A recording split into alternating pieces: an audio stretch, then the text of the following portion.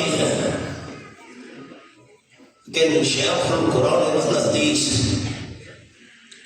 حضرت مولانا رفیق اللہ خان صاحب رحمۃ اللہ علیہ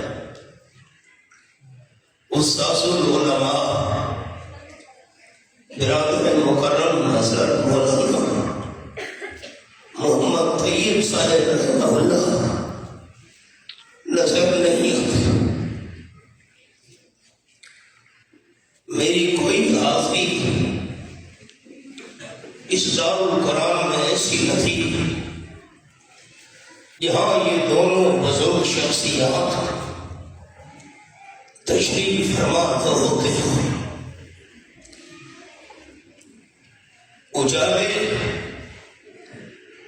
اپنی یادوں کے ہمارے ساتھ رہنے دو،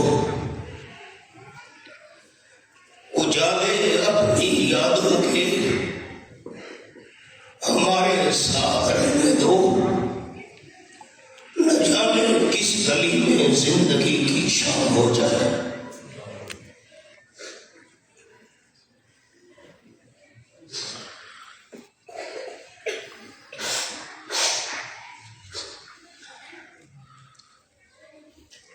میں دعا کرتا ہوں ان کے لیے اللہ انہیں جوار رحمت میں اعلیٰ سے اعلیٰ مقام نصیب فرمائے۔ برادر مکرم استاذ العلماء حضرت مولانا عبید اللہ صاحب دامت فیوزہم العالیہ،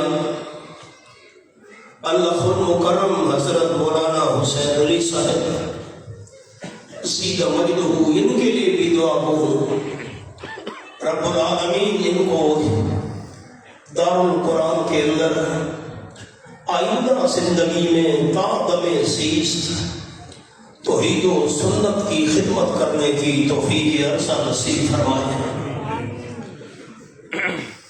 میں پہلے عرض کر چکا ہوں، یہاں آ کر میرا دکھ بہت بڑھ جاتا ہے۔ جب یہ ہمارے بزرگ حضرات زندہ تھے، میں نے ان کی زندگی میں بڑے بڑے بیانات یہاں کیے اور الحمدللہ بڑے شرح صدر کے ساتھ۔ آج بھی دل بڑا دکھی ہے ان کی جدائی میں۔